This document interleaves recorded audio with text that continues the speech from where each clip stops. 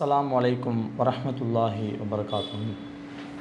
இன்னல் ஹம்தலில்லாஹ் நஹ்மதுஹு வ நஸ்தஈனுஹு வ நஸ்தக்ஃபிருஹு வ நஊது பில்லாஹி மின் ஷுரூரி அன்ஃபுஸினா வ மின் ஸய்யிஆத்தி அஅமாலினா. மை யஹ்திஹில்லாஹு ஃபலா முதில்ல லஹு வ மை யுத்லில்ஹு ஃபலா ஹாதிய லஹு. அஷ்ஹது அல்லா இலாஹ இல்லல்லாஹு வஹ்தஹு லா ஷரீக லஹு வஷ்ஹது அன்ன முஹம்மதன் அப்துஹு வ ரசூலுஹு அம்மா பஅத். யா அய்யுஹல்லதீன ஆமனுத்தகுல்லாஹ ஹக்க துகாத்திஹி வலா தமூதுன்ன இல்லா வ அன்தும் முஸ்லிமூன். யா அய்யுஹல்லதீன ஆமனுத்தகுல்லாஹ வ கூலு கௌலன் சதீதா யுஸ்லிஹ் லக்கும் அஅமாலக்கும் வ யக்ஃபிர் லக்கும் துனூபக்கும் வ மை யுத்திஇல்லாஹ வ ரசூலஹு ஃபக்கத் ஃபாஸ ஃபௌஸன் அதீமா. யா அய்யுஹன்னாஸ் இத்தகு ரப்பக்குமுல்லதீ ஹலகக்கும் மின் நஃப்ஸின் வாஹிதா வ ஹலக மின்ஹா ஸௌஜஹா வ பஸ்ஸ மின்ஹுமா ரிஜாலன் கஸீரன் வ நிஸாஅ வத்தகுல்லாஹ அல்லதீ தஸாஅலூன பிஹி வல் அர்ஹாம் இன்னல்லாஹ கான அலைக்கும் ரகீபா. அன்பிற்கும் பாசத்திற்கும் உரிய எல்லாமல்ல அல்லாஹ்வின் நல்லடியார்களே, அன்பு சகோதர சகோதரிகளே, அண்ட சராசரத்தை படைத்து அதை பாதுகாத்து பராமரித்து பரிபாலித்து கொண்டிருக்கும் படைப்பாளனாகிய அல்லாஹுவுக்கே புகழ் அனைத்தும் உரித்தாகட்டுமாக. அவனுடைய அன்பும் அருளும் கருணையும் காதலும் நம்மவர் அனைவரின் மீதும் நம்முடைய குடும்பத்தார் மீதும் ஒட்டுமொத்த இறை நம்பிக்கையாளர்கள் மீதும் எல்லா நேரங்களிலும் பொழியப்பட வேண்டும் என்ற பிரார்த்தனையோடு என்னுடைய உரையினை நான் ஆரம்பம் செய்கின்றேன். அன்பார்ந்த சகோதர சகோதரிகளே, தொடர்ச்சியாக மறுமையில் மனிதனின் நிலை என்கின்ற தலைப்பின் கீழாக ஒரு சில விஷயங்களை கடந்த வாரத்திலிருந்து நாம் பார்த்து வருகிறோம். இன்றைய தினம் நாம் பார்க்க இருப்பது என்னவென்று சொன்னால், நாளை மறுமை நாளிலே நாம் அச்சமற்று இருக்க வேண்டும் என்று சொன்னால் என்ன செய்ய வேண்டும் என்பது தொடர்பாகத்தான் ஒரு சில தகவல்களை இன்றைய தினம் நாம் பார்க்கவிருக்கிறோம். அதாவது மறுமை நாளை பொறுத்த வரைக்கும் அந்த நாள் எவ்வளவு கொடுமையான ஒரு நாள், ஒட்டுமொத்த உலக மக்களும் அஞ்சி நடுங்கி இருக்கக்கூடிய ஒரு நாள் என்பதையெல்லாம் அல்லாஹ் தன்னுடைய திருமறை குர்ஆனிலே பல்வேறு இடங்களில் சொல்லி காட்டுகின்றான்.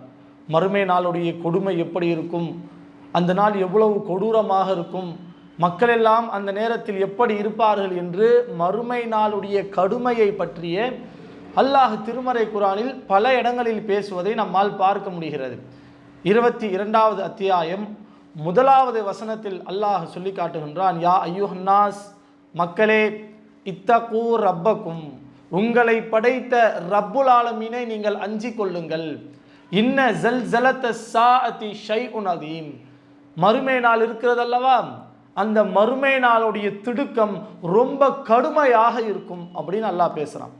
அந்த மறுமை நாள் என்பது ரொம்ப ரொம்ப கடுமையான கொடுமையான ஒரு நாள்.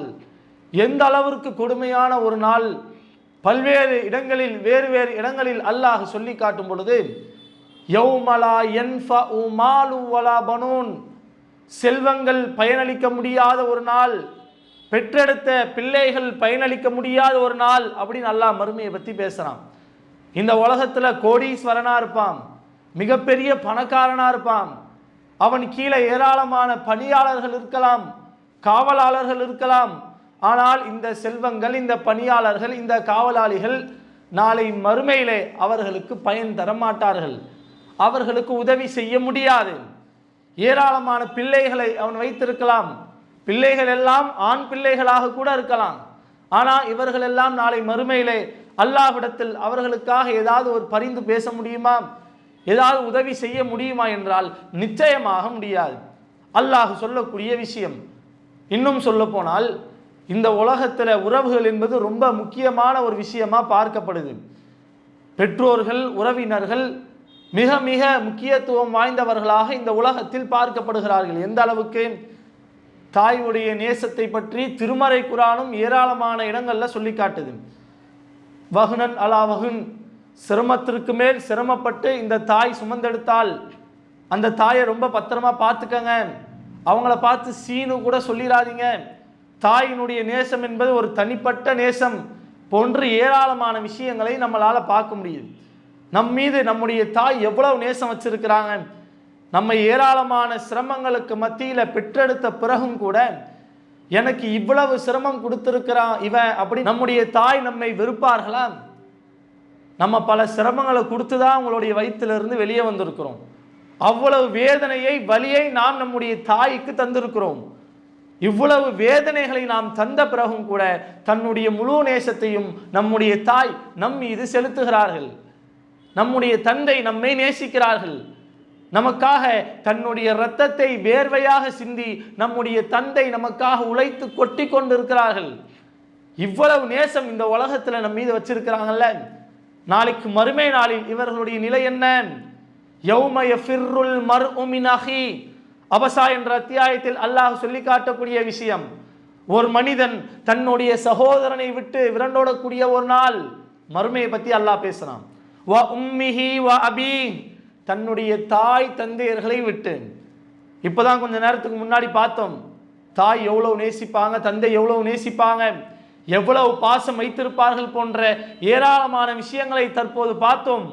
அந்த தாயை விட்டு, அந்த தந்தையை விட்டு நாளை மறுமை நாளிலே ஒவ்வொரு மனிதனும் விரண்டோடுவான். வசாஹிபதிஹி வபனி, தன்னுடைய பாசத்திற்குரிய நேசத்திற்குரிய மனைவியை விட்டு, தான் ஆசை ஆசையாக பெற்றெடுத்த பிள்ளைகளை விட்டு விரண்டோடக்கூடிய ஒரு நாள் என்று அல்லாஹ் மறுமையை பற்றி அதிகமான இடங்கள்ல பேசுறான். ரொம்ப கொடுமையான ஒரு நாள், ரொம்ப கடுமையான ஒரு நாள், ஒட்டுமொத்த உலக மக்களும் அஞ்சி நடுங்கக்கூடிய ஒரு நாள் என்று மறுமையை பற்றி பேசுகிறானே. அந்த மறுமை நாளில் நாம் எப்படி அச்சமற்று இருப்பது, எப்படி எந்த ஒரு கவலையும் இல்லாமல் இருப்பது, எந்த காரியங்களை நாம் அதிகமாக செய்தால், எந்த நற்காரியங்களை நம்முடைய வாழ்க்கையில் நாம் செயல்படுத்தினால் நாளை மறுமை நாளிலே நம்மால் அச்சமற்று இருக்க முடியும்.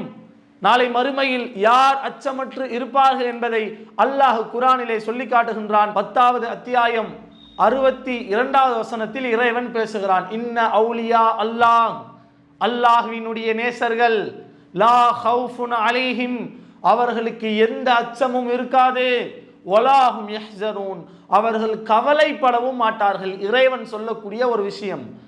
நாளை மறுமை நாளிலே ஒட்டுமொத்த உலக மக்களும் பயந்து நடுங்கக்கூடிய அந்த நேரத்தில் அல்லாஹ்வினுடைய நேசர்கள், அவுலியாக்கள், அல்லாஹ்வினுடைய நேசத்தை யார் பெற்றார்களோ அந்த அவுலியாக்கள் நாளை மறுமையில் அந்த நேரத்தில் ஒட்டுமொத்த உலக மக்களும் அஞ்சக்கூடிய வேளையில் எந்த அச்சமும் இல்லாமல் இருப்பார்கள், எந்த கவலையும் இல்லாமல் இருப்பார்கள் அப்படின்னு அல்லாஹ் குர்ஆன்ல சொல்றான். அவுலியாக்கள்னா யாரு?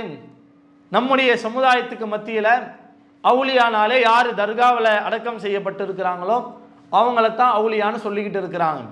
பீடி மஸ்தான் அவுலியான்றாங்க, சடப்பக்கீர் அவுலியான்றாங்க. இவர்கள் எல்லாம் உண்மையிலேயே அவுலியாக்களா என்றால் வெளிப்படையில் நாம் பார்க்கும் பொழுது அவங்க அவுலியான்ற அந்த அந்தஸ்திலே இல்லாத மாதிரி தானே தெரியுது. இப்போ பீடி மஸ்தான் அவுலியா அப்படின்னு சொல்றாங்கல்ல, இவர் யாரு? தன்னுடைய வாழ்நாள் முழுவதும் இறைவன் தடுத்த போதை தரக்கூடிய ஒரு விஷயத்தை பயன்படுத்தி மௌத்தா போனவர், மரணித்தவர். அவருக்கு பீடி மஸ்தான் அவுலியான ஒரு தர்காவை கட்டி வச்சிருக்கிறாங்க. இவர் அவுலியாவா இருக்க முடியுமா? அல்லாஹ் தடுத்த காரியத்தை செய்து மௌத்தா போயிருக்கிறாரு, இவர் எப்படி அவுலியாவா ஆக முடியும்?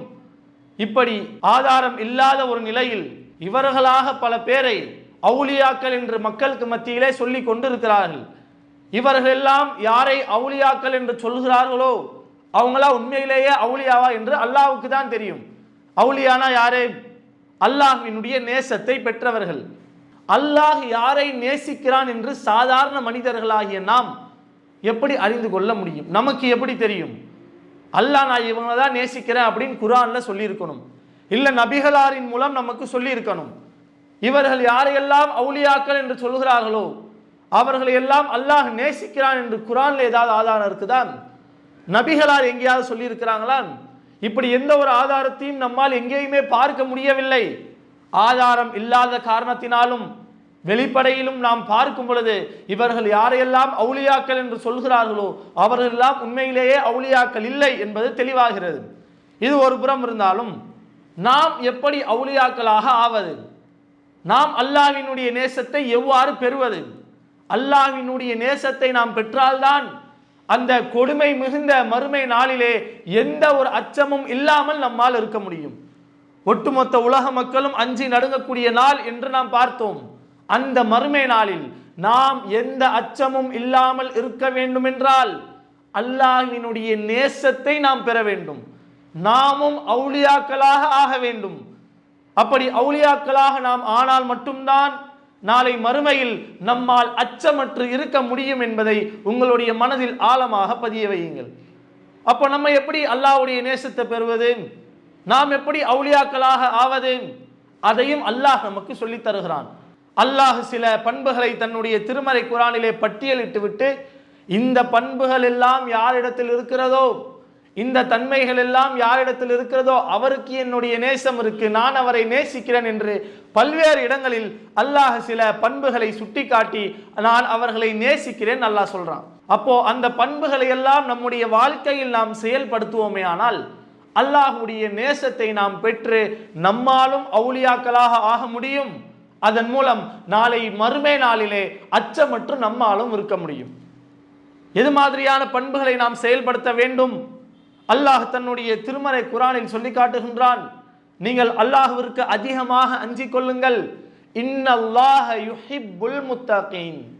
யார் அல்லாஹ்வை அஞ்சுகிறார்களோ அந்த இறையச்சவாதிகளை அல்லாஹ் நேசிக்கிறான் என்று அல்லாஹு தஆலா தன்னுடைய திருமறை குர்ஆனிலே சொல்லி காட்டுகின்றான். இறையச்சம், இந்த இறையச்சம் நம்மிடத்தில் மிகுதியாக இருக்கும் என்று சொன்னால் நாம் எல்லா நேரத்திலும் இறையச்சத்தோடு நடப்போமே ஆனால் அல்லாஹ்வுடைய நேசம் நமக்கு இருக்கிறது. அல்லாஹ் நம்மை நேசிப்பதற்கு துவங்கி விடுகிறான். இறைவனுடைய அந்த அச்சம் நம்மிடத்தில் எந்த அளவுக்கு இருக்கணும்? குறிப்பாக இந்த ரமலான் மாதத்தை எடுத்துக்கொண்டால் ரமலான் மாசத்துல நம்ம நோன்பு வைக்கிறோம். நோன்பு வைப்பதற்கான அடிப்படை காரணமே என்ன? இறையச்சம் தானே. அல்லாஹ் அதை தானே குர்ஆன்ல சொல்றான், குத்திபா அலைக்கும் சியாம், உங்களுக்கு நோன்பு கடமையாக்கப்பட்டிருக்கிறது, கமா குத்திபா அலல்லதீன மின் கப்லிக்கும் லஅல்லக்கும் தத்தகூன். உங்களுக்கு முன்னால் சென்றவர்களுக்கும் நோன்பு கடமை, அதே மாதிரி உங்களுக்கும் நோன்பு கடமை. காரணம் என்ன தெரியுமா? லஅல்லக்கும் தத்தகூன், நீங்கள் அல்லாஹ்வை அதிகமாக அஞ்ச வேண்டும் என்பதற்காக, வேற எந்த நோக்கமும் இல்லைங்க. அல்லாஹ் இந்த நோன்பை நமக்கு கடமையாக்கி இருப்பதற்கான காரணமே நம்முடைய இறையச்சத்தை நாம் அதிகரித்துக் கொள்வதுதான். அதிகமான இறையச்சத்தை உடையவர்களாக நாம் மாற வேண்டும் என்பதற்காகத்தான் அல்லாஹ் இந்த நோன்பையே நமக்கு கடமையாக்கி இருக்கிறான். சரிங்களா? அப்போ இந்த நோன்புடைய அடிப்படை காரணமே இறையச்சமாக இருக்கும் பொழுது நாம் எந்த அளவிற்கு இந்த ரமலான் மாதத்தில் இறையச்சத்தோடு நடக்க வேண்டும்? இந்த இறையச்சத்தை பற்றி ஏராளமான உரைகள்ல நம்ம கேட்டிருப்போம். ரமலான்னு எடுத்துட்டாலே இறையச்சம் இறையச்சம் இறையச்சம் தான் பேசுறாங்க, வேற டாபிக்கே கிடைக்காதா என்றெல்லாம் சிந்தனை நமக்கு வரலாம். ஆனால் இந்த தலைப்பு இத்தனை முறை திரும்ப திரும்ப பேசப்படக்கூடிய ஒரு தலைப்பாக இருக்கிறது என்றால் எவ்வளவு முக்கியத்துவம் வாய்ந்த ஒரு விஷயமாக இந்த இறையச்சம் இருக்கிறது என்பதையும் நாம் சிந்திக்க வேண்டும். அல்லாஹ்விடத்தில் நேசத்தை பெற்று தரக்கூடிய ஒரு சிறந்த பண்பாக இந்த இறையச்சம் இருக்கிறது. இன்னும் அல்லாஹ்வுடைய தூதரிடத்துல சஹாபாக்கள் கேட்கிறாங்க, அல்லாஹ்வுடைய தூதரே, மன் அக்ரமுன் நாஸ், மக்களிலேயே ரொம்ப சங்கைக்குரியவர் கண்ணியத்திற்குரியவர் யார் அப்படின்னு நபிகளாரிடத்துல கேட்கும் பொழுது அத்துகாகும், ரசூல்லா பதிலளிக்கிறாங்க பாருங்க, அவர்களில் அதிகமாக அல்லாஹ்வை அஞ்சக்கூடியவர். எத்தனையோ பண்புகள் இருக்கிறது, அந்த பண்புகளை நபிகளார் சொல்லி இருக்கலாம். ஆனால் நபிகளார் சொன்ன பண்பு அத்துகாகும், அல்லாஹ்வை அதிகமாக அஞ்சக்கூடியவர்கள் தான் மக்களிலேயே சங்கைக்குரியவர் அப்படின்னு ரசூல்லா சொல்றாங்க. அப்போ இறையச்சம் அவ்வளவு முக்கியத்துவம் வாய்ந்த ஒரு விஷயம். இறையச்சம் இருக்கக்கூடியவர்கள், இறையச்சத்தோடு வாழக்கூடியவர்கள் எப்படி வாழணும்? இறையச்சத்தை பற்றி பல விஷயங்கள் நமக்கு தெரியும். இறையச்சத்திற்கு இவ்வளவு சிறப்பு இருக்கு, இறையச்சவாதிகளோடு அல்லாஹ் இருக்கிறான், இந்த மாதிரி ஏராளமான விஷயங்களை நாம் பல உரைகளில் கேட்டிருப்போம். ஆனால் நாம் முக்கியமாக பார்க்க வேண்டிய ஒரு விஷயம் என்ன அப்படின்னா, இறையச்சவாதிகள் எப்படியெல்லாம் இருக்க வேண்டும், எது மாதிரியான பண்புகளை இறையச்சவாதிகள் தங்களுடைய வாழ்க்கையில் செயல்படுத்த வேண்டும் என்பது தொடர்பாக அல்லாஹ் சொல்லக்கூடிய சில விஷயங்களைத்தான் நாம் பார்க்கவிருக்கிறோம். அல்லாஹ் 3வது அத்தியாயம் 134வது வசனத்தில் இறையச்சவாதிகள் எப்படியெல்லாம் இருக்க வேண்டும் என்பதை அல்லாஹ் சொல்லி காட்டும் பொழுது இறைவன் பேசுகிறான், அல்லதீன யுன்ஃபிகூன ஃபிஸ் ஸர்ராஇ வல் தர்ரா, இறையச்சவாதிகள் எப்படி இருப்பார்கள் தெரியுமா?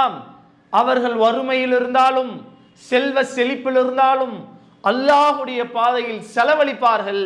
அப்படின்னு அல்லாஹ் குர்ஆன்ல சொல்றான். இறையற்றவாதிகளுடைய பண்புகளில் ஒன்றாக இறைவன் சொல்லி காட்டும் பொழுது அவங்க வறுமையில் இருக்கிறாங்க, செல்வ செழிப்புல இருக்கிறாங்க. அதாவது ஒரு கோடீஸ்வரனாக அவர்கள் இருந்தாலும் சரி, அல்லது தெருக்கோடியில் வாடக்கூடிய ஒரு ஏழையாக இருந்தாலும் சரி, அவர் ஓர் இறையற்றவாதியாக இருப்பாரேயானால், இறையற்றமுடையவராக இருப்பார் என்று சொன்னால், அவர் நிச்சயமாக தன்னிடத்தில் இருக்கக்கூடிய செல்வத்தை அல்லாஹ்வுடைய பாதையில் செலவழிப்பார் என்று அல்லாஹ் தன்னுடைய திருமறை குர்ஆனிலே சொல்லி காட்டுகின்றான். இறையற்றவாதிகளுடைய பண்புகளில் ஒரு முக்கியமான பண்பு, தன்னிடத்தில் இருக்கக்கூடிய செல்வத்தை அல்லாஹ்வுடைய பாதையில் செலவழிக்கணும். வறுமையை பார்த்து அஞ்சக்கூடாது, காசு இல்லைன்னு பார்க்கக்கூடாது. எல்லா சூழல்களிலும் எல்லா நேரங்களிலும் அல்லாஹ்வுடைய பாதையில் செலவழிக்க வேண்டும். இதுதான் இறையற்றவாதியுடைய பண்புகளில் ஒன்று அப்படின்னு அல்லாஹ் குர்ஆன்ல சொல்றான். நம்மிடத்தில் போதுமான அளவுக்கு செல்வம் இருக்கு, நாம் செல்வந்தர்களாக இருந்தால், நம்முடைய தேவைக்கு போக செல்வம் பொருளாதாரம் நம்மிடத்தில் இருந்தால் நம்ம அல்லாஹ்வுடைய பாதையில செலவழிப்போம். நம்ம கிட்டே காசு இல்லை, நம்மளே வறுமையான ஒரு சூழல்ல நம்ம இருக்கிறோம். அப்ப அல்லாஹ்வுடைய பாதையில் செலவழிப்பதற்கு நமக்கு எண்ணம் வருமா? அந்த சிந்தனை நமக்கு தோன்றுமா? நம்மிடத்தில் செல்வம் இருந்தால் அல்லாஹ்வுடைய பாதையில செலவழிப்போம், அதில் எந்த ஒரு மாற்று கருத்தும் இல்லை. நம்மிடத்திலேயே காசு இல்லை, நம்மளே வறுமையில் வாடிக்கொண்டிருக்கிறோம், நாமே உண்பதற்கு நம்மிடத்துல பொருளாதாரம் இல்லை. இப்படி இருக்கும் பொழுது அல்லாஹ்வுடைய பாதையில் செலவழிப்பதற்கு நமக்கு சிந்தனை வருமா? கொஞ்சம் யோசிச்சு பாருங்கள். ஆனால் சஹாபாக்களுடைய வாழ்க்கையை நீங்கள் எடுத்து பார்ப்பீர்களே ஆனால் எல்லா சூழல்களிலும் நபி தோழர்கள் அல்லாஹ்வுடைய பாதையில செலவழிப்பவர்களாகத்தான் இருந்திருக்கிறார்கள். எந்த அளவிற்கு என்று சொல்ல போனால் சஹீஹுல் புகாரியிலே இடம்பெற்றிருக்கக்கூடிய ஒரு செய்தி, அல்லாஹ்வுடைய தூதர் ஸல்லல்லாஹு அலைஹி வஸல்லம் அவர்கள் மக்கள் பொருளாதாரத்திற்கு சிரமமாக இருக்கக்கூடிய அந்த நேரத்தில் அல்லாஹ்வுடைய பாதையில செலவழிங்க அப்படின்னு சஹாபாக்களுக்கு கட்டளை போடுவாங்களாம். அந்த நேரத்தில் நபி தோழர்களுடைய நிலை எப்படி இருக்கும் என்பதை அந்த செய்தி நமக்கு தெளிவுபடுத்துகிறது. கான ரசூலுல்லாஹி ஸல்லல்லாஹு அலைஹி வஸல்லம் இதா அமரனா பிஸ்ஸதகாம், அல்லாஹ்வுடைய தூதர் அல்லாஹ்வுடைய பாதையில் செலவழியுங்கள் என்று எங்களுக்கு கட்டளையிட்டால், இன் தொலக அஹதுனா இல சூக், எங்களில் ஒருவர் கடை வீதியை நோக்கி விரைந்து செல்வார். எதுக்காக தெரியுமா? ரசூலுல்லாஹ் கட்டளை போட்டு இருக்கிறாங்க, அல்லாஹ்வுடைய பாதையில செலவழிங்க. பொருளாதாரத்துக்கு ரொம்ப சிரமமாக இருக்கக்கூடிய நேரத்தில் பாக்கெட்டில் ஒரு ரூபா காசு இருக்காது, அல்லாஹ்வுடைய பாதையில் செலவழிப்பதற்கு கையில் ஒன்றுமே இருக்காது. இருந்தாலும் நபிகளார் கட்டளையிட்டு விட்டார்கள், அல்லாஹ்வுடைய பாதையில் எதையாவது செலவழிக்கணும், எதையாவது தர்மம் செய்தாக வேண்டும் என்கின்ற எண்ணத்தில் சூக், சஹாபாக்களில் ஒருவர் கடை வீதியை நோக்கி விரைந்து செல்வார். ஃபயுஹாமில், அவர் மூட்டை சுமப்பார். ஃபயுசீபுல் முத், ஒரு முத்தளவு அவர் சம்பாதித்து அந்த பொருளாதாரத்தை அல்லாஹ்வுடைய பாதையில் செலவழிப்பார் என்று அந்த செய்தி நமக்கு சுட்டி காட்டுகிறது. எந்த அளவிற்கு இறையற்றவாதிகளுடைய பண்பு சஹாபாக்களிடத்தில் மிகுதியாக இருந்திருக்கிறது என்றதை பாருங்க. ரசூலுல்லாஹ் கட்டளை போடுறாங்க, கையில காசு இல்லை, அல்லாஹ்வுடைய பாதையில செலவழிக்கணும், எதையாவது கொடுக்கணும். என்ன பண்ணலாம், என்ன செய்ய முடியும்? சரி வாங்க கடை வீதிக்கு போகலாம், என்ன வேலை பார்க்கலாம், மூட்டையை சுமக்கலாம். மூட்டை சுமந்து அதனால் கிடைக்கக்கூடிய பொருளாதாரத்தை அல்லாஹ்வுடைய பாதையில் செலவழிக்கலாம் என்று சஹாபாக்கள் இருந்திருக்கிறாங்கன்னா, வறுமை நிலைன்னு பார்க்கல, கஷ்டப்படுற சூழல்னு பார்க்கல, சூழலை கவனிக்காமல் நிலையை கவனிக்காமல் நபிகளார் கட்டளையிட்டு விட்டார்கள் என்ற காரணத்திற்காக எல்லா நேரங்களிலும் அல்லாஹ்வுடைய பாதையில செலவழித்திருக்கிறார்கள். தன்னுடைய தேவைக்காக கூட அவர்கள் செல்லவில்லை. கடை வீதியில போய் மூட்டை தூக்குனாங்களே, தன்னுடைய வயிற்று பசிக்காக போனாங்களா? தன்னுடைய குடும்பத்தினரின் வயிற்று பசிக்காக சென்றார்களா? தன்னுடைய பிள்ளைகளுடைய வயிற்று பசிக்காக போனாங்களா? தனக்காக, தன்னுடைய குடும்பத்துக்காக, தன்னுடைய பிள்ளைகளுக்காக செல்லாதவர்கள் அல்லாஹ்வுடைய பாதையில் எதையாவது செலவழிக்க வேண்டும் என்று சென்றிருக்கிறார்கள். அப்ப எந்த அளவிற்கு அல்லாஹ்வுடைய பாதையில செலவழிப்பதற்கு சஹாபாக்கள் முக்கியத்துவம் வழங்கியிருக்கிறார்கள் என்பதை சிந்தித்து பாருங்கள். இந்த பண்பு ஒரு இறையற்றவாதியுடைய பண்பு. இறையச்சவாதிகளிடத்தில் இந்த தன்மை இருக்க வேண்டும் என்று அல்லாஹ் குர்ஆனில் சொல்லி காட்டுகிறான்.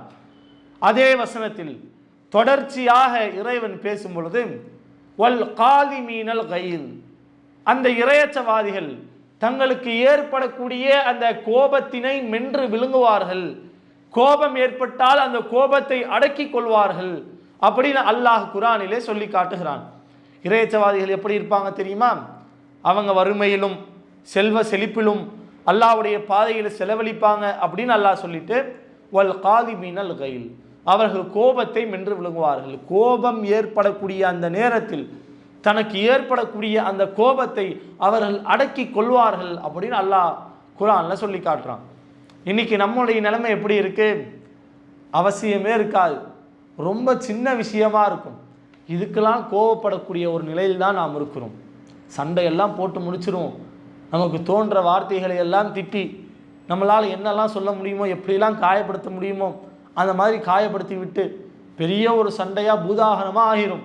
எல்லாம் முடிஞ்சதுக்கப்புறம் தான் யோசிப்போம், அவசரப்பட்டு சண்டை போட்டோமோ, அவசரப்பட்டு வார்த்தையை விட்டுட்டோமோ, பேசினாலே முடிஞ்சிருக்குமே, பேசி முடிச்சிருக்கிற ஒரு விஷயம் தானே, இதற்கு இந்த அளவுக்கு சண்டை போடணுன்ற அவசியமே இல்லையே என்று எல்லாம் நடந்து முடிந்த பிறகுதான் நாம் யோசிப்போம். இப்படி தான் நம்முடைய நிலை இருக்குது. ஆனால் இந்த கோபத்தை அடக்கி கொள்வது எவ்வளவு ஒரு முக்கியம் வாய்ந்த விஷயம் தெரியுமா?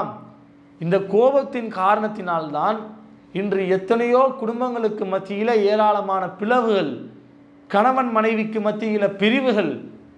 கோபம் இல்லை என்றால் பெரும்பான்மையான பிரச்சனைகளை, அதுவும் குடும்ப ரீதியான இல்லற ரீதியான கணவன் மனைவிக்கு மத்தியில் இருக்கக்கூடிய பிரச்சனைகளை குறைத்து விடலாம்.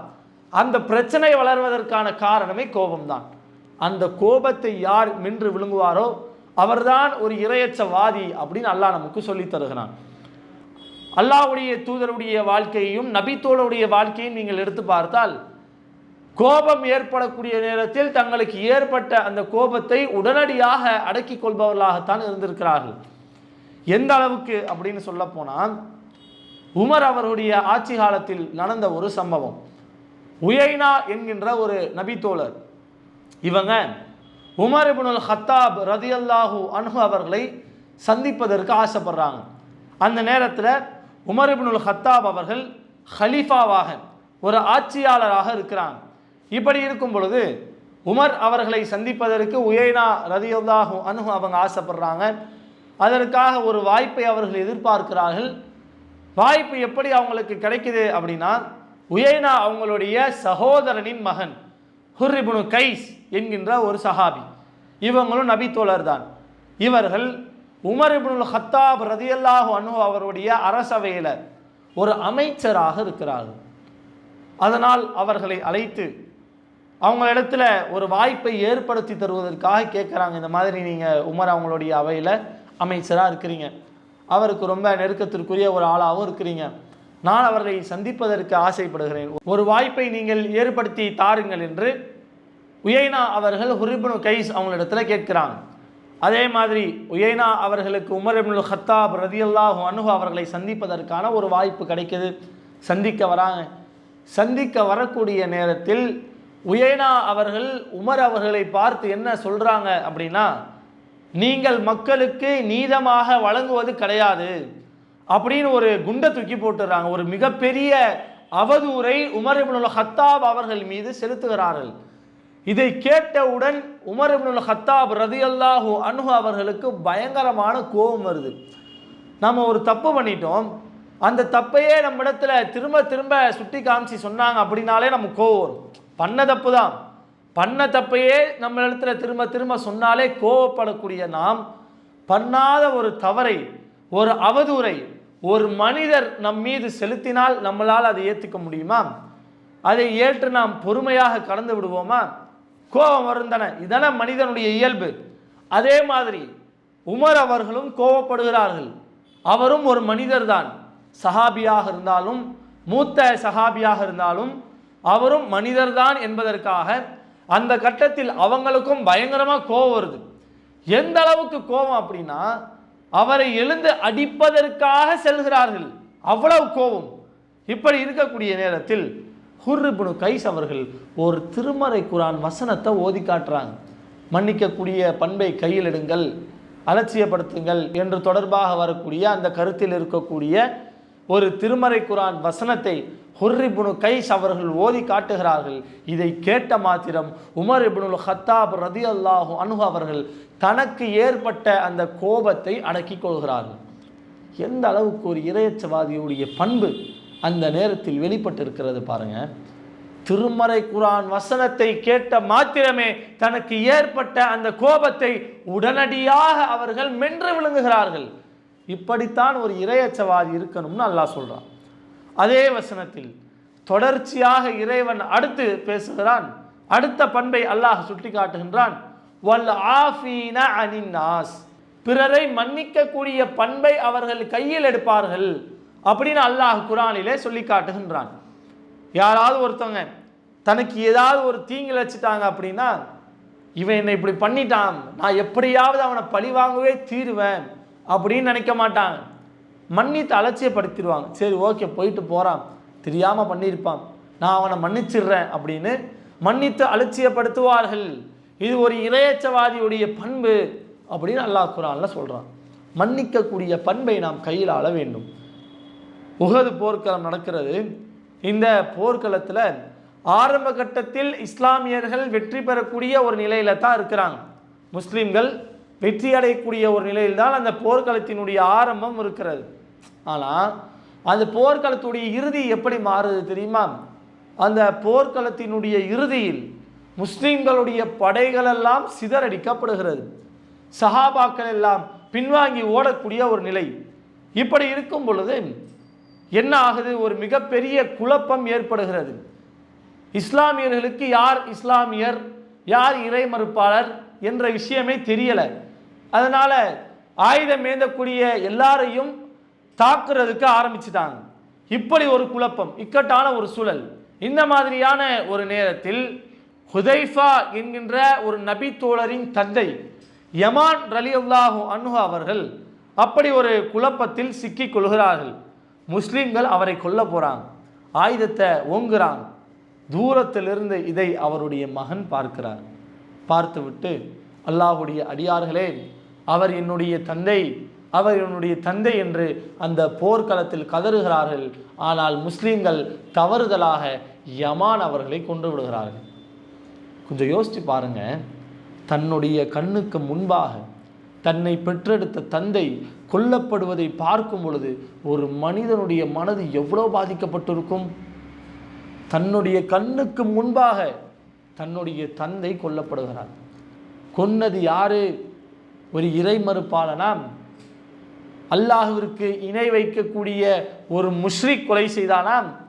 தன்னுடன் ஒன்றாக தொழுது, தன்னுடன் ஒன்றாக நோன்பு வைத்து, தன்னுடன் இருக்கக்கூடிய என்னுடைய சகோதரர்களே கொன்று விட்டார்கள் என்பதை பார்க்கும் பொழுது அவருடைய மனசு எவ்வளோ பாதிக்கப்பட்டிருக்கும். இருந்தாலும் அந்த நேரத்தில் அவர் செய்த காரியத்தில் தான் நமக்கு ஒரு மிகப்பெரிய படிப்பினையே இருக்கிறது. தன்னுடைய தந்தையை கொன்றாங்கல்ல, கொன்ற அவர்களை சும்மா விடக்கூடாது என்று தன்னுடைய கையில் ஆயுதத்தை ஏந்தி அவர்களை எதிர்த்து சண்டையிட சென்றார்களாம்? கிடையாது. மாறாக அல்லாஹ்விடத்தில் கையேந்தினார்கள். அல்லாஹ் உங்களுடைய பாவங்களை மன்னிப்பானாக என்று தானும் மன்னித்து அவர்களுக்காக அல்லாஹ்விடத்திலும் மன்னிப்பை கேட்டார்கள். என்றால் எந்த அளவிற்கு அந்த நபி தோழரிடத்தில் மன்னிக்க கூடிய பண்பு இருந்திருக்கிறது, எப்படி மன்னித்து அலட்சியப்படுத்தி இருக்கிறார்கள் என்பதில் தான் நமக்கு ஒரு மிகப்பெரிய படிப்பினையே இருக்கிறது. இதுதான் ஒரு இறையச்சவாதியுடைய பண்பு. இப்படித்தான் இறையச்சவாதிகள் இருக்க வேண்டும். அல்லாஹ் சொல்லித்தரக்கூடிய விஷயம். 2015ஆம் ஆண்டு அமெரிக்காவில் நடந்த ஒரு சம்பவம். சலாவுதீன் என்கின்ற ஒரு மனிதர், இவருக்கு வயது முதிர்ந்த ஒரு தாய் தந்தை இருக்கிறாங்க. தாய் தந்தைக்கு ஒரே ஒரு பையன். இவங்களுடைய வேலை என்ன அப்படின்னா, வீடு வீடாக போய் பிஸ்ஸா டெலிவரி பண்ணுறது தான் இவருடைய வேலை. ஒரு டெலிவரி பாயாக இருக்கிறாங்க. அதே மாதிரி ஒரு நாள் காலையில் வேலைக்கு போயிட்டு திரும்ப வீடு திரும்பும்போது அமெரிக்காவில் இருக்கக்கூடிய வழிப்பறி கும்பல் இவரை வழிப்பறித்து இவரிடத்தில் இருக்கக்கூடிய செல்வங்கள் எல்லாவற்றையும் சூறையாடிவிட்டு இறுதியாக இவரை கொன்று விடுகிறார்கள். இந்த கஷ்டமான ஒரு செய்தி வயது முதிர்ந்த அவங்களுடைய தாய் தந்தைக்கு வருது. அவங்களுடைய நிலை எப்படி இருக்கும் யோசித்து பாருங்கள். ஒரே ஒரு பையன், யாருடைய ஒம்புக்கும் போக மாட்டான், யாருடைய பிரச்சனைக்கும் போனதில்லை, அநியாயமான முறையில் கொண்டுட்டாங்களே, வெட்டி வீழ்த்திட்டாங்களே, என்ன பண்ணுறது என்று எந்த ஒரு சிந்தனையும் இல்லாமல் அந்த கொலையாளிகளுக்கு தண்டனை வாங்கி கொடுக்க வேண்டும் என்கின்ற எண்ணத்தில் என்ன செய்கிறாங்க அப்படின்னா, கோர்ட்டுக்கு போகிறாங்க. கோர்ட்டில் நீதிபதிக்கு முன்னால் அவருடைய மகனை கொன்றவர் அந்த கொலையாளிகள் நீதிபதிக்கு முன்னால் ஆஜராக்கப்படுகிறார்கள். அந்த கோர்ட்டுடைய ஜட்ஜும் என்ன செய்கிறாங்க அப்படின்னா, இவங்க கொலை செய்ததன் காரணமாக இவங்களுக்கு தூக்கு தண்டனை விதிக்க போகிறாங்க. இப்படி விதிக்க போகக்கூடிய நேரத்தில் சலாவுதீனுடைய தாய் தந்தை அவங்க 2 பேரும் தங்களுக்குள்ளே பேசிக்கிட்டு சலாவுதீனுடைய தந்தை நீதிபதிக்கு முன்னால் வராரு. வந்து, நீங்கள் இவர்களுடைய தண்டனையை ரத்து செய்து விடுங்கள் அப்படின்னு சொல்கிறாங்க. தண்டனை கொடுக்க வேணாம், தண்டனையை ரத்து செஞ்சிருங்க. எல்லாருமே ஆச்சரியமாக பார்க்குறாங்க. ஒட்டுமொத்த கோர்ட்டுமே அப்படியே ஸ்தம்பிச்சு போய் நிற்குது. என்னடா, ஒரே ஒரு பையன் அநியாயமான முறையில் கொண்டு இருக்கிறாங்க, சரியான முறையில் அந்த கொலையாளிகளுக்கு அந்த கயவர்களுக்கு தூக்கு தண்டனை விதிக்கப்பட்டிருக்கிறது. இப்படி இருக்கின்ற நிலையில் எதற்காக தண்டனை கொடுக்க வேண்டாம் என்று இந்த வயதான முதியவர் சொல்கிறார் என்று அந்த மக்கள் எல்லாம் ஆச்சரியமாக பார்க்கக்கூடிய அந்த நேரத்தில் சலாவுதீனுடைய தந்தை ஒரு விஷயத்தை பதிவு செய்கிறார். என்ன விஷயம் அது? இவர்களுடைய தண்டனையை நீங்கள் ரத்து செய்து விடுங்கள், இவர்களுக்கு நீங்கள் தண்டனை கொடுக்க வேண்டாம், நானும் என்னுடைய மனைவியும் இவர்களை மன்னித்து விடுகிறோம், இதுதான் எங்களுடைய இஸ்லாமிய மார்க்கம் எங்களுக்கு போதிக்கிறது என்று அந்த மனிதர் ஒட்டுமொத்த மக்களுக்கு முன்பாக இந்த விஷயத்தை எடுத்து சொல்றார். எல்லாருமே அப்படியே ஸ்தம்பிச்சு போய் ஆச்சரியமா பார்க்கிறாங்க, என்னடா இது அப்படின்னு. அந்த அளவிற்கு அவர் அந்த நேரத்தில் மன்னிக்கக்கூடிய பண்பை கையில் எடுத்தார். இதனுடைய விளைவு என்ன தெரியுமாங்க? அதாவது கொலை செய்த அந்த கொலையாளிகளுக்கு தூக்கு தண்டனை விதிக்கப்பட்டிருந்தால் அவர்கள் கொலையாளிகள் என்கின்ற ஒரு பட்டத்தோடு மரணிச்சிருப்பாங்க. ஆனால் இவர் மன்னித்து அலட்சியப்படுத்தியவருடைய விளைவு என்ன தெரியுமா? சலாவுதீனை கொலை செய்த அந்த கொலையாளிகள் தாங்கள் செய்த அந்த தவறை ஒப்புக்கொண்டு கண்ணீர் வடித்தவாறு சலாவுதீனுடைய தந்தையை கட்டி அணைத்து விட்டு, எங்களை நீங்கள் மன்னித்து விடுங்கள் என்று தாங்கள் செய்த தவறை ஒப்புக்கொண்டு அதற்காக வேண்டி அவரிடத்தில் மன்னிப்பை தேடினார்கள். எப்பேற்பட்ட ஒரு விளைவை இது ஏற்படுத்தியிருக்கு, எவ்வளவு பெரிய ஒரு தாக்கம். இப்படித்தான் இறையச்சவாதிகளுடைய பண்பு இருக்க வேண்டும், இந்த மாதிரி தான் இறையச்சவாதிகள் இருக்க வேண்டும். இந்த பண்புகள் யாரிடத்தில் உள்ளதோ இவர்கள்தான் உண்மையான இறையச்சவாதிகள் என்று அல்லாஹ் நமக்கு சொல்ல வருகிறான். அதனால் நாம் அல்லாஹ்வை அஞ்சி வாழ்கிறோம், இறையச்சத்தோடு இருக்கிறோம், இறையச்சவாதிகளாக நாம் இருக்க வேண்டும் என்று விரும்பினால் இந்த பண்புகளை உங்களுடைய வாழ்க்கையில் அதிகமாக செயல்படுத்தணும். அப்படி செயல்படுத்தினால்தான் ஒரு இறையச்சவாதியாக நம்மால் இருக்க முடியும். அப்பேற்பட்ட இறையச்சவாதியாக நாம் வாழ்ந்து விட்டோம் என்றால் இன்னல்லாஹ யுஹிப்புல் முத்தகீன், அந்த இறையச்சவாதிகளை அல்லாஹ் நேசிக்கிறான். அந்த இறையச்சவாதிகளுக்கு அல்லாஹ்வினுடைய நேசம் கிடைக்கிறது. அப்பேற்பட்ட அந்த அல்லாஹ்வினுடைய நேசத்தை பெற்ற இறைநேசர்கள் நாளை மறுமையில் எந்த அச்சமும் இல்லாமல் இருப்பார்கள், எந்த கவலையும் இல்லாமல் இருப்பார்கள். அதே மாதிரி அல்லாஹ்வினுடைய நேசத்தை பெற்றுத்தரக்கூடிய இன்னொரு காரியமாக அல்லாஹ் குர்ஆனிலே சொல்லி காட்டுகின்றான், இன்னல்லாஹ யுஹிப்பு தவ்வாபீன், யார் அல்லாஹ்விடத்தில் அதிகமாக பாவ மன்னிப்பு தேடுவார்களோ அவர்களை அல்லாஹ் நேசிக்கிறான் அப்படின்னு அல்லாஹ் சொல்றான். முதல்ல இறையச்சத்தை பற்றி பார்த்தோம். அல்லாஹ்வை அஞ்சக்கூடியவர்கள், அவர்களுக்கு அல்லாஹ்வினுடைய நேசம் இருக்கு. அல்லாஹ்வை அஞ்சக்கூடியவர்கள் எப்படியெல்லாம் இருக்கணும், அது மாதிரியான விஷயத்தை, இறையச்சம் தொடர்பான விஷயத்தை முதல்ல நம்ம பார்த்தோம். இப்போ என்ன அப்படின்னா, பாவ மன்னிப்பு தேடக்கூடியவரை அல்லாஹ் நேசிக்கிறான். யார் தான் செய்த பாவத்தை ஒப்புக்கொண்டு அதற்கான மன்னிப்பை அல்லாஹ்விடத்தில் கேட்பாரோ அவருக்கு அல்லாஹ்வினுடைய நேசம் இருக்கு அப்படின்னு அல்லாஹ் என்ன பண்றான், குர்ஆனில் சொல்லி காட்டுகிறான். அதிகமாக பாவ மன்னிப்பு தேடணும். மனிதனுடைய யதார்த்தம் என்ன? பாவம் செய்யக்கூடிய ஒரு படைப்பு. யதார்த்தமாக தானே பாவம் செய்யாத மனிதர்கள் யாராவது இருக்கிறார்களா? நபிகளார் சொல்லி காட்டுகிறார்கள், குல்லு பனி ஆதம யுக்திஉ பில்லைலி வன்னஹார். ஆதமுடைய மகன் இரவு நேரத்திலையும் தப்பு செய்கிறான், பகல் நேரத்திலையும் தப்பு செய்கிறான், எல்லா நேரத்திலும் தவறு அவனிடத்தில் இருக்கிறது, அவன் பாவம் செய்யக்கூடியவன் தான் அப்படின்னு நபிகளார் சொல்கிறாங்க. அப்படித்தானே நம்மளுடைய வாழ்க்கையும் இருக்கு. ஏன் நபிமார்கள் கூட சில நேரங்கள் தவறு செஞ்சிருக்கிறாங்க. ஆனால் தவறு செய்து தாங்கள் செய்த தவறை ஒப்புக்கொண்டு அல்லாஹ்விடத்தில் அதற்கான மன்னிப்பையும் தேடி இருக்கிறாங்க. உதாரணத்திற்கு ஆதம் அலைஹிஸ்ஸலாம் அவர்களே எடுத்துக்கொள்ளுங்கள்.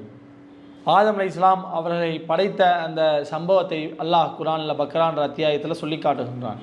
வைது கால ரப்பு கலில் மலாய்க்கா, உம்முடைய இறைவன் வானவிடத்தில் கூறினான், இன்னி ஜாயிலுன் ஃபில் அர்லி ஹலீஃபா, நான் பூமியில் ஒரு பிரதிநிதியை படைக்க போகிறேன் அப்படின்னு அல்லாஹ் வானவிடத்தில் சொல்லும்போது அந்த வானவர்கள் என்ன கேட்கிறாங்க?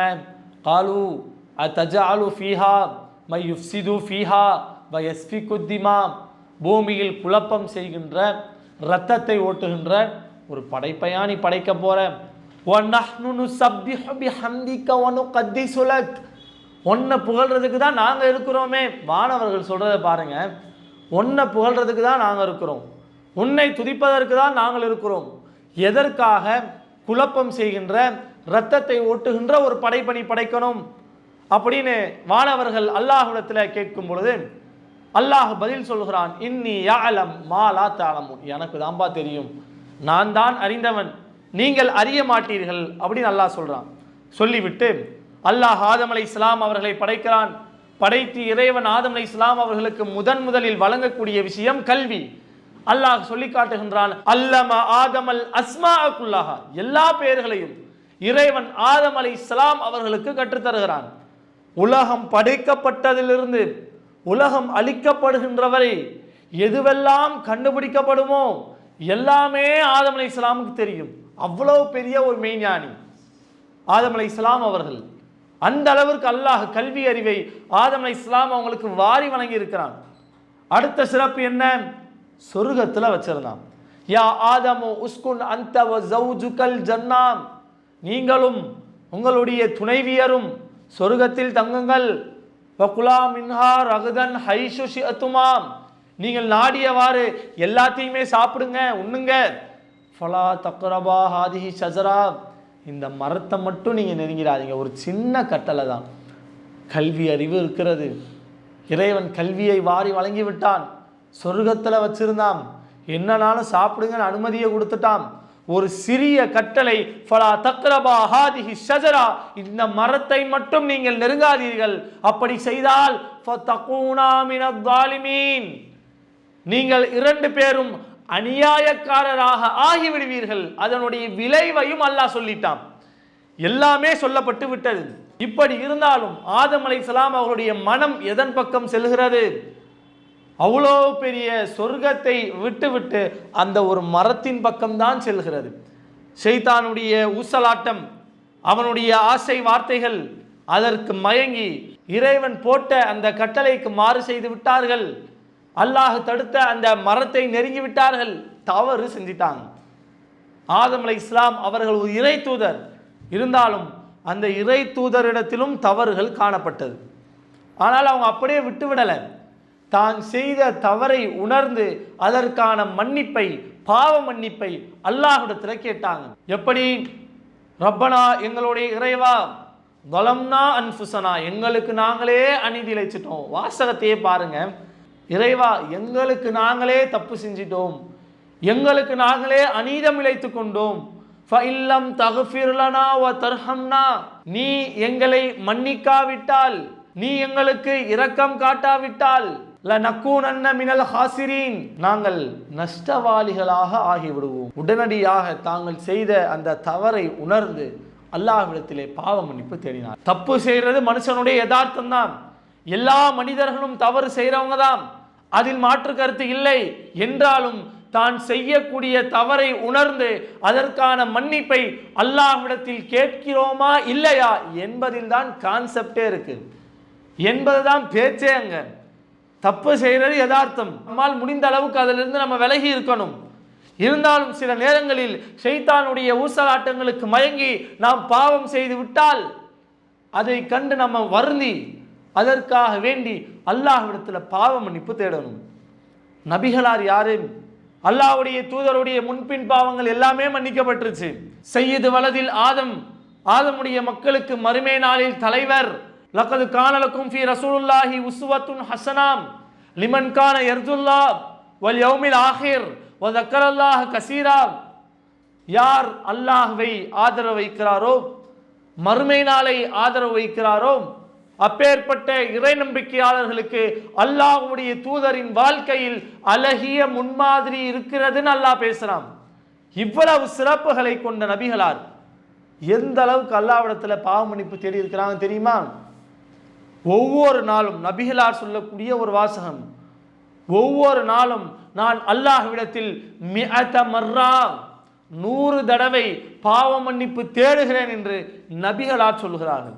முன்பின் பாவங்கள் மன்னிக்கப்பட்ட ஒரு மனிதரே ஒவ்வொரு நாளும் 100 முறை அல்லாஹ்விடத்தில் பாவ மன்னிப்பு தேடுகிறார்கள் என்றால், அன்றாடம் ஒவ்வொரு நாளும் ஒவ்வொரு நேரத்திலும் தவறுகளை செய்யக்கூடிய நாம், பாவங்களை செய்யக்கூடிய நாம் எந்த அளவிற்கு பாவ மன்னிப்பு தேட வேண்டும் என்பதை சிந்தித்து பாருங்கள். அதிகமாக பாவ மன்னிப்பு தேடக்கூடியவர்களாக நாம் இருக்க வேண்டும். அதிலும் குறிப்பாக லைலத்துல் கதருடைய இரவை நாம் அடையவிருக்கிறோம். இதற்கு முன்னாலும் அடைந்திருக்கிறோம். இந்த லைலத்துல் கதர் இரவுகளில் பிரத்யேகமாக பாவ மன்னிப்பு துவாவை நபிகளார் நமக்கு சொல்லித்தராங்க.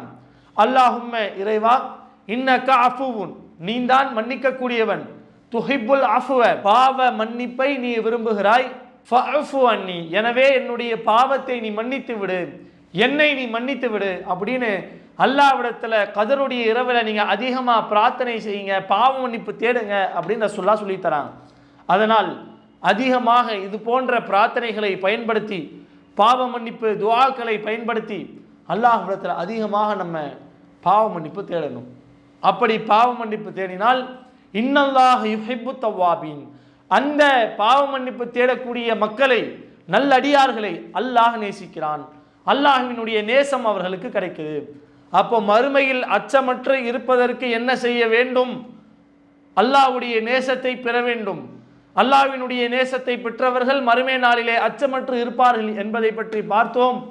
அப்போ அல்லாஹ்வுடைய நேசத்தை பெற வேண்டும் என்றால் என்ன செய்ய வேண்டும் என்பதன் கீழ் 2 விஷயங்களை இன்னைக்கு நம்ம பார்த்துருக்கிறோம். இறையச்சவாதிகளாக இருக்கணும், இறையச்சவாதிகளுடைய பண்புகளை செயல்படுத்த வேண்டும் அப்படின்ற ஒரு விஷயத்தையும், அல்லாஹ்விடத்தில் அதிகமாக பாவ மன்னிப்பு தேட வேண்டும் அப்படின்ற விஷயத்தையும் இன்றைய தினம் நாம் பார்த்திருக்கிறோம். இன்ஷா அல்லாஹ் தொடர்ச்சியாக இதன் கீழ் இன்னும் சில விஷயங்களை பார்க்கலாம்.